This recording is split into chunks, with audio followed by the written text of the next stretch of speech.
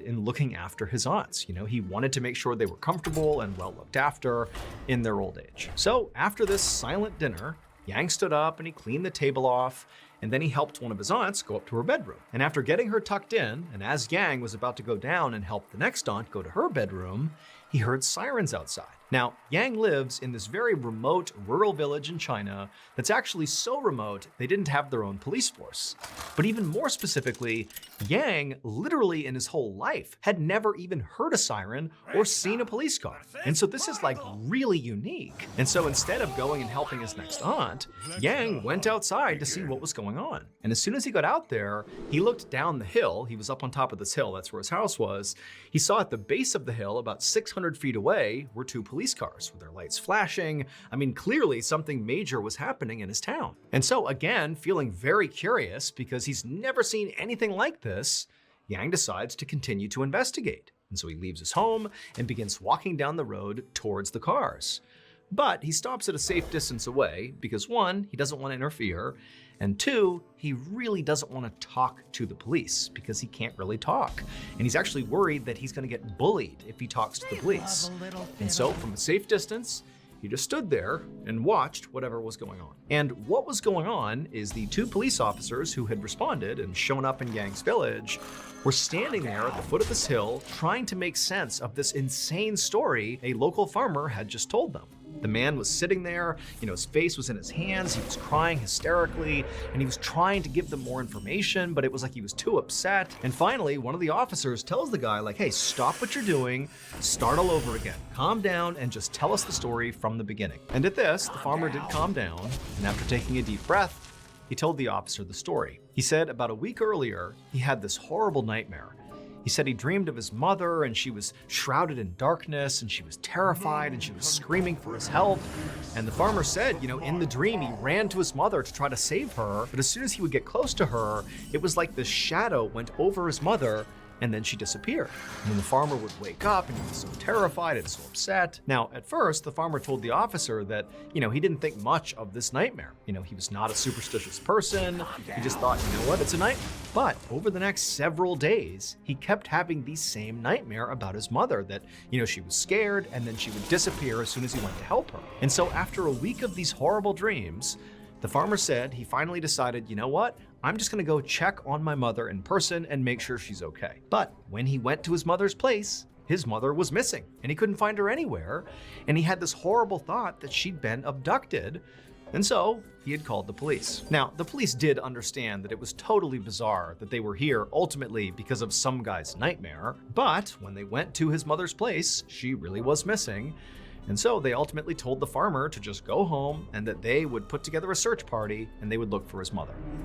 And so after the farmer said okay and then headed back towards his place, the 2 officers got back in their cruisers and they drove out of the village past Yang, who was still standing there watching everything happening, back to the police station. And there, the officers immediately coordinated 2 investigative teams that would go out and look for the farmer's mother. Now, one of these teams was sent to a local city to basically canvass the area to see if she was there, but that search proved to be fruitless. And then the other investigative team, they were sent back to the village.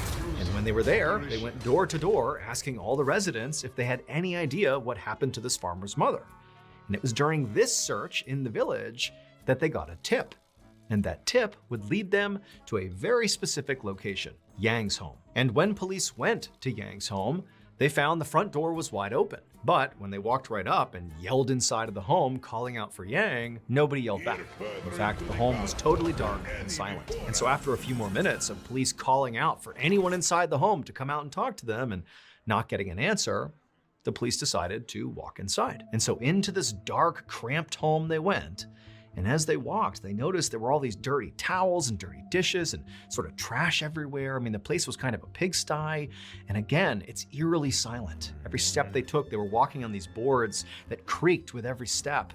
And as they're moving, they're calling out, Yang, if you're in here, come out. But again, it's totally silent.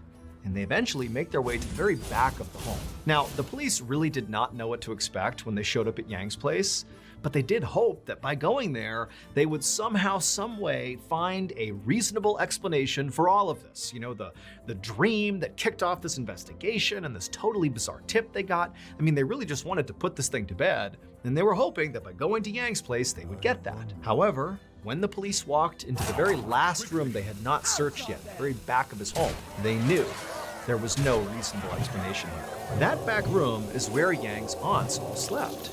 And when the police walked into that room, sure enough, the aunts were in their beds where Yang had left them. However, the police realized, like, wait a minute, we have been yelling and screaming and trying to get people to come out of the home, yet all these women are still asleep.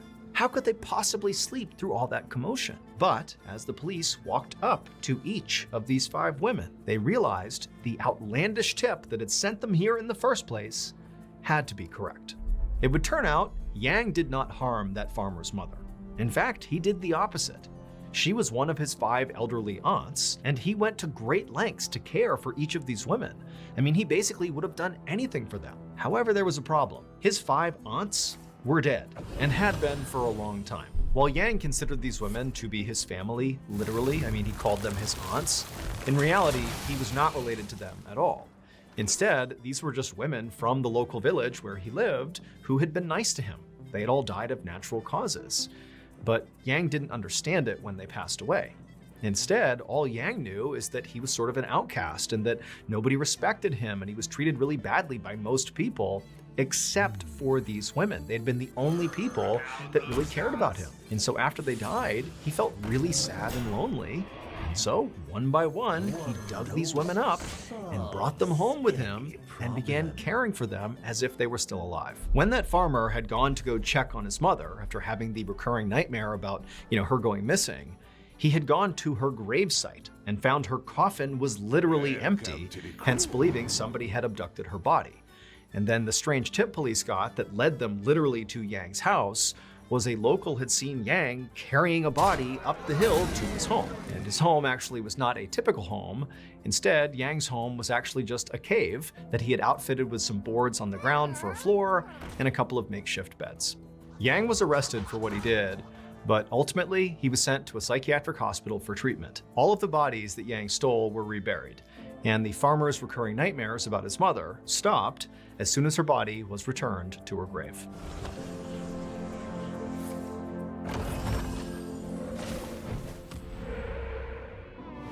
Thank you so much for watching.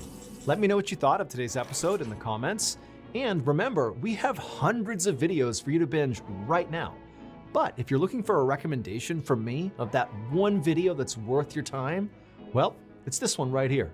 So give it a watch. All right, until next time, see ya. Hey guys, before we begin, I want to let you know that later in this video, I'm going to be making a major announcement. So you want to stick around for that. I'll give you a hint. New content. Pretty good, okay?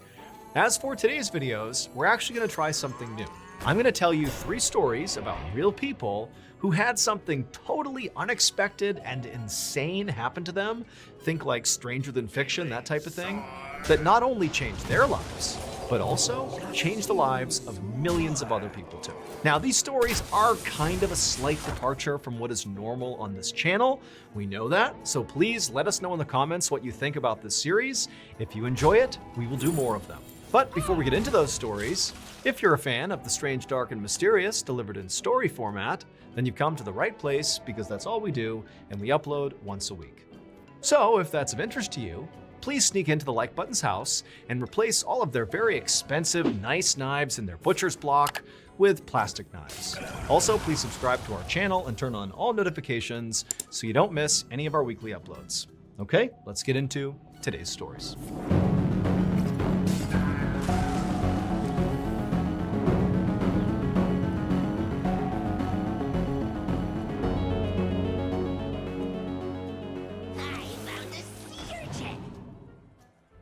One late night in the summer of 1974, a 30-year-old man named Fred stood inside of a loud casino in Las Vegas, feeling incredibly nervous. He knew what he was about to do was a horrible idea.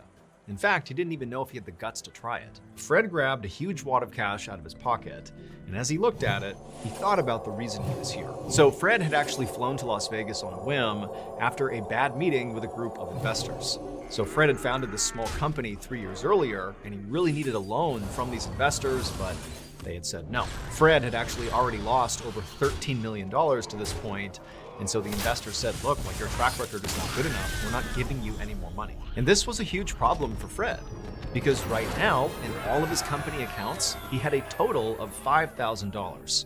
And at a minimum, he needed to pay his fuel bill for his company, which was $24,000. And that bill was due soon, so he didn't have